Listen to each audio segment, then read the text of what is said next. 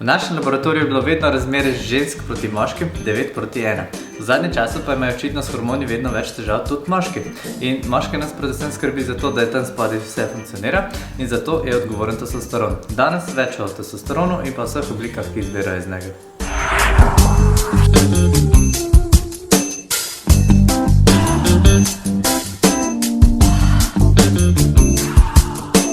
Živjo in dobrodošli nazaj na kanalu Laboratorija Medicare Plus. Video sva Vija in Aleš in v zadnjih parih videih sva pretežno govorila o hrani. No, danes bova pa spet mehen bolj strokovna in greva nazaj na hormone, ker opažava, da je v zadnjem času precej dilem okrog testosterona.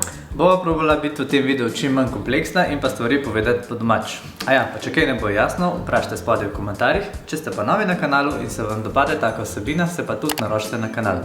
Torej, testosteron je moški spolni hormon, moškega imamo največ tam okrog 20 leta, potem pa vrednost začne padati. In ker vrednost začne padati, s tem tudi mi občutimo vse slabe posledice nizkega testosterona, kakor je na primer pomanjkanje motivacije in pa izguba interesa za spolnost, nabiranje maščobnih oblog, slabša kardiovaskularna zaščita in pa bolj krhke kosti. No, testosteron se v telesu nahaja sicer v več različnih oblikah, ampak večina laboratorijev meri ta celokupni testosteron. Rečejo mu tudi totalni testosteron ali pa boste na izvidu našli napisan samo testosteron. Merimo ga pa lahko v serumu ali pa v plazmi. Zdaj, da bi lažje razumeli, zakaj gre, pojdimo skupaj čez dan v laboratoriju. Tukaj imamo mi 4 paciente in 3 imajo normalne testosterone, se pravi v referenčnem območju. Ampak njim bomo pomerali še par stvari, zato ker se nam zdi, da bomo odkrili še kakšno odstopanje. Predstavljajte si, da so hormoni v našem telesu tele heliotrofski v tem škafu. Vaša današnja naloga je, da sestavite gasilsko postajo. Za gasilsko postajo rad rdeče kocke, zato so gasilci rdeči, in se pravi, rdeče kocke bodo zdaj naš testosteron. Se pravi, ves testosteron so potem vse rdeče kocke v tem škafu. Torej, analizator zna zmeriti testosteron v krvi, kolikor mi znamo ločiti rdeče kocke, naprimer od belih. Kratica za celokupen testosteron je pač S-T ali pa P-T. Običajne vrednosti podajamo v SI enotah, zato so normalne vrednosti tam med 10 in 30 oziroma približno 3-krat manj, če je bila vrednost upravljena v drugih enotah. Se pravi, rekla sva med 10 in 30. Če vaš testosteron potem 20, potem ste nekje v zlati sredini in vas načeloma ne bi skrbeli. No, zdaj recimo, jaz sem si testosteron že meril parkrat in ga imam tam okrog 20, ampak kot boste videli, se tukaj ne konča. No, testosteron pa ni samo moški hormon, namreč imamo ga tudi mi ženske. Čeprav ga imamo 10 do 20 krat manj kot moški, so vse naše normalne vrednosti nekje med 0,5 in 1,5. Te vrednosti so ponavadi precej konstantne, razen v primeru, da kar naenkrat pridobimo večjo količino mišične mase ali pa recimo med menopavzo, ko začnejo te vrednosti lahko malo nihati. No, takrat moramo pa dame pogosteje h kozmetičarki, ker povišan testosteron lahko na žalost povzroča tudi dlake na obrazu. Če so vrednosti testosterona pa skozi povišane pri dekletih, lahko to vodi tudi v akne ali pa recimo policistične jajčnike. No, ampak pustimo zdaj mi ženske, mi moški smo na vrsti. Se pravi, če je celokupni testosteron nizek, potem ga je treba nadomestiti. Zdravljenje naj opravi zdravnik, ampak včasih se pa zgodi, da so naše vrednosti normalne, se pravi, imamo celokupen testosteron normalen. Vi pa še vedno čutite simptome pomanjkanja testosterona. Kaj zdaj narediti? Potem raziskujemo naprej. SHBG je v bistvu kratica, ki stoji za besedo Sex Hormone Binding Globulin in pomeni prenašalno molekulo, ki okrog nosi testosteron. Zakaj je pomembna? Ker nase veže testosteron. Torej, iz vse razpoložljive količine testosterona v telesu, ta protein nase veže kar 2/3 vsega in nato kroži po telesu. Tak testosteron pa je potem biološko neaktiven, kar pomeni, da ko pride do celice, ki ima odprte receptorje za testosteron, se tam ne veže in ne more opraviti svoje funkcije. Določene količine SHBG so torej normalne, če pa je SHBG previsok, med drugim pač da se ga tudi zmeriti, se ga bo preveč vezal na testosteron in potem bo biološkega prostega testosterona premalo. In pri moških so normalne vrednosti SHBG nekje med 30 in 55, pri ženskah pa so te vrednosti više, se pravi med 50 in 130. Zato, ker kot sem rekel prej, moj testosteron je normalen, imam pa zato povišan SHBG, kar pomeni, da imam precej verjetno manj prostega testosterona, kot bi si želel. Je pa to tudi precej pogosto. Naprimer, tudi eden izmed naših testiranih pacientov ima tudi to težavo. In kaj se lahko zgodi? Moški kaže vse znake pomanjkanja testosterona, pol ga pa pomer, pa je ta normalen. To pa lahko pomeni, da ima preveč SHBG-ja in zato premalo prostega testosterona. Zato je tukaj takoj smiselno pomeriti oba, da vidimo, kje smo. Zdaj, če bi si SHBG želeli zamisliti kot kocke, potem so to tiste rdeče kocke od stvari, ki smo jih že sestavili in jih zato pač nočemo podreti za našo gasilsko postajo. Gasilski avto, na primer, je rdeč in ima zato že nekaj uporabljenih rdečih kock. Ampak ne bomo zdaj zaradi tega podirali tega avtomobila in te kocke so v bistvu že vezane in jih pač ne želimo uporabiti, oziroma na drugi strani se pravi SHBG porabi testosteron in je zato neuporaben. Torej, celotni testosteron minus vezani testosteron je enako prosti testosteron. Matematika. Torej, tisti, ki lahko opravi svojo vlogo v telesu. Prosti testosteron je v bistvu številka, ki nas zanima. Se pravi, koliko je še prostih rdečih kock v tej škatli za našo postajo. Zdaj, če bi hotel to izračunati, potem bi pač lahko pogledali vse račune od vseh kock, ko smo jih kadarkoli kupili, pa tudi naprimer vse načrte za sestavljanje kock. Pa potem samo odštel, se pravi vse ostale kocke ali pa preštel vse rdeče kocke. Ampak že kot vidite, že pri kockah je problem. Ena izmed možnosti za določanje prostega testosterona je merjenje tega v slini. Zakaj gre?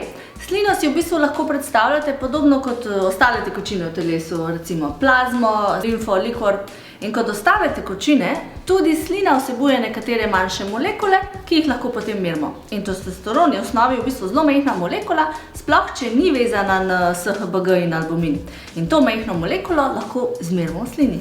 No, lahko bi pa enostavno stresali vse kocke iz škafa in pogledali našo zalogo. In to bi lahko bila zaloga naših rdečih kock za našo gasilsko postajo. Podobno to, kakor je tudi to prosti testosteron v slini. No, tudi kakor pa vidite iz posnetka, za te bolj specifične preiskave ne obstaja analizator, kakor ga vidite tam zadaj. Delajo se še vedno peš, morda so zato tudi manj poznane in jih ne delajo vsi laboratoriji. Mi imamo to srečo, da merimo več hormonov in tako nismo pristranski, se pravi, naprimer, da bi rekli, da je ena meritev boljša od druge ali pa ena metoda boljša od druge. In kako si potem interpretiramo testosteron v slini? Se pravi, če imate vrednosti normalne, potem so zaloge prostega testosterona normalne. Če je vrednost visoka, to pomeni, da je zalog dost, če pa vrednost nizka, je pa zalog premalo. No, ampak zakaj se tega prostega testosterona, če res tako pomemben, ni določalo v krvi? No, po novem se da tudi to. Torej, nekdo, ki ima sum na pomanjkanje testosterona, naj najprej pomeri celotni testosteron, nato SHBG, nato pa še prosti testosteron. Ampak, a se tukaj ostal? Zdaj, trenutna klinična praksa je, da pacientu najprej pomerimo celotni testosteron, nato pa po potrebi tudi prosti testosteron. Ampak ostali hormoni so manj pomembni. A pa je to prav? Ne čist. Na počutje, vzburjenost, trajne erekcije in samo zainteresiranost za spolnost vplivajo še drugi hormoni. Poglejmo na primer estrogen, ki ga tudi nujno potrebujemo. Normalne vrednosti za moške so tam nekje med 90 in 250. In moški, ki ima nizek estrogen in pa visok testosteron, bo sicer zelo zainteresiran za spolnost, ampak bo zato slabo vzdržljiv. Oziroma bo imel težave z vzdrževanjem erekcije. Primer, bodybuilding. No, estrogen je torej nujno potreben, pri moških pa se večina estrogena sintetizira iz prostega testosterona. Torej, takoj vidimo, ni dovolj testosterona, ni dovolj estrogena. Po domače rečeno, bodybuilder bo imel the looks, but not the means to perform. No, po drugi strani pa bo mogoče vaš majčken debelušen sosed imel normalen testosteron in normalen estrogen, kar ga na dolgi rok naredi bolj uporabnega. Pa tudi ženske se praviloma boljše razumemo z moškimi, ki imajo višji estrogen. Tako vidimo takoj, da je tudi estrogen pokazatelj, koliko prostega testosterona je na voljo. Zdaj tako, estetsko gledano bi bila naša gasilska postaja sestavljena samo iz rdečih kock dolgočasno. Tu in tam želimo vključiti tudi še kakšen element druge barve, zato da bo vse skupaj malo bolj uravnoteženo. In elementi bele barve, se pravi bele kocke, zato predstavljajo naš estrogen, kot nek yin-yang. Zanimivo je v bistvu tudi tale naš pacient. Vemo slučajno, da jemljete steroide, torej bo testosteron zelo visok. Vrednosti bojo tudi 10-krat više od običajnih, ampak estrogen je pa nizek, s tem pa tudi njegov libido. Zakaj? Pri bodybuildingu se recimo dostikrat skupaj z steroidi jemlje tudi blokator estrogena, zato da pač ne pride do feminizacije. Če se spomnite, sva rekla, da se izviškov prostega testosterona, ki pri steroidnih uporabnikov v bistvu na pretek, tvori tudi ta estrogen. Torej, hormoni morajo biti tudi v ravnovesju in estrogen potrebujemo tudi pri takih ekstremih. No, vse to so pa zihar vsi moški hormoni. Še dva imamo. Prvi je DHEAS, ki je kratica za dihidroepiandrosteron. Hormon se izloča v nadledvični žlezi kot posledica protiuteži kortizolu. Največ ga imajo najstniki, zato so pa tudi mozoljasti, nihajočega razpoloženja in pa zaspani. Vrednosti pa potem začnejo padati in se nekako uravnotežijo v 20-ih, ko je moški tudi najbolj spolno zrel. No, ker DHEA deluje kot protiutež kortizolu, je v bistvu nujno potreben, nekaterim pa vrednosti s starostjo padajo hitreje kot drugim, tako kot recimo pri testosteronu. Tistim, katerim vrednosti padajo počasneje, pa se bolje starajo in bi jim zato dali manj let, kot jih imajo v resnici. DHEA je tako znan tudi kot hormon staranja. Normalne vrednosti pa nakazujejo, da naši nadledvični žlezi delujeta normalno in da lahko proizvedeta tudi nekaj ostalih spolnih hormonov, ki sva jih omenjala prej. Super, a ne? Na ta način se tudi testici lahko malo spočijejo, saj del testosterona, estrogena in drugih hormonov za nas proizvede tudi nadledvična žleza. Mi v laboratoriju ne moramo razlikovati med testosteronom proizvedenim v nadledvični žlezi in tistim proizvedenim spodaj. Zato nam pa pride v pomoč prej omenjeni DHEA. Se pravi, če je DHEA normalen, bi moral biti dovolj tudi ostalih hormonov.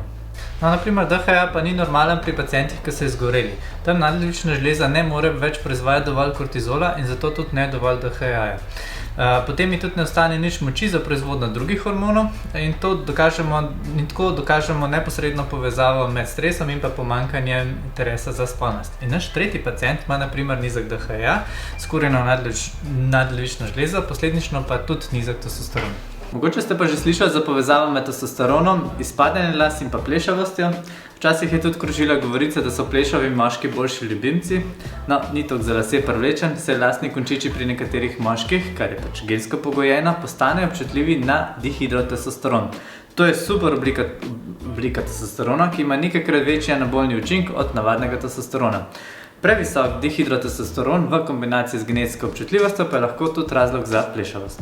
No, na drugi strani pa prenizek dihidrotestosteron pomeni podobne simptome, kot so značilni za nizek testosteron. No, in kaj bi bil DHT v našem primeru? Tiste posebne kocke, naprimer okna, vrata, tiste kocke, ki nam jih izmanjka, oziroma vemo, da so nekje, ampak so takih posebnih oblik, da iščemo ravno to, kar naredijo celoto bolj smiselno.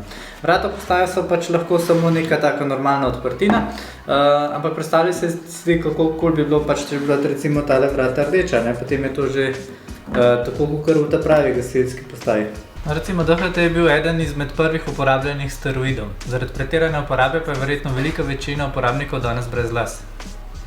In DHT je v bistvu tak super testosteron, tako kot so naša vrata super element v naši gasilski postaji. No, so to končno zdaj vsi hormoni? Ne, niso. Tukaj imamo še androstendion, pa 17-OH progesteron, pa pregnenolon, pa progesteron, ampak sva pa zaenkrat povedala vse, kar lahko rutinsko pomerimo v laboratoriju. Torej, da povzameva. Če torej mislite, da imate prenizek testosteron, je tukaj nekaj napotkov, katere hormone si še lahko preverite. Se pravi, najprej celokupen testosteron, potem estrogen, dihidrotestosteron, prosti testosteron in pa SHBG. Lahko pa tudi poskusite uporabljati nekaj nasvetov za naravno zvišanje testosterona, o čemer sva tudi že govorila bolj podrobno, tako da samo na hitro. Vzdrževanje normalne telesne teže, vzdrževanje mišične mase, dovolj gibanja, uravnotežena prehrana, sploh pa taka, ki zagotavlja normalne vrednosti holesterola. Se veste, hormoni izvirajo iz holesterola. Posegajte tudi prehranskih dodatkih, kot so cink, magnezij, selen, no pa tudi D-vitamin je pomemben. S tem skupaj bi pa že mogli vzdrževati normalne vrednosti vseh teh testosteronov. No pa če zdaj pokomentiramo še teh par pacientov, ki smo jih imeli. Trije so imeli normalen testosteron, eden je imel zato potem previsok SHBG, drugi je imel nizek testosteron, prosti, se pravi tretji bodybuilder je imel pa zelo visok DHT. A gre to skupaj z simptomi? Ne vemo, zato ker smo mi samo laboratorij. Svetovali bi jim ponovno merjenje, zato da izničimo nihanje, za kaj več pa se bo potrebno obrniti na zdravnika. Boste pa tako mogoče tudi lažje razumeli, da delati v laboratoriju ne pomeni samo vtikati krvi v aparate, ampak je še toliko več. Veliko je namreč dejavnikov, ki lahko vplivajo na rezultat, potem so tu še hormonski motivci, na koncu je pa tudi v bistvu vsak pacient zgodba zase. Dovolj bo kemije za danes. Upava, da ste izvedeli kaj novega. Če ste, nama stisnite like, naraščite se na kanal, če se še niste, in pa delite z video z nekom, ki kaže očitne znake pomanjkanja testosterona. No, mi dva se zdaj vračamo v laboratorij, se vidimo v naslednjem videu. Vi pa še naprej skrbite za svoje zdravje. Čau! Kaj se mi smeješ? Kažem očitne znake pomanjkanja.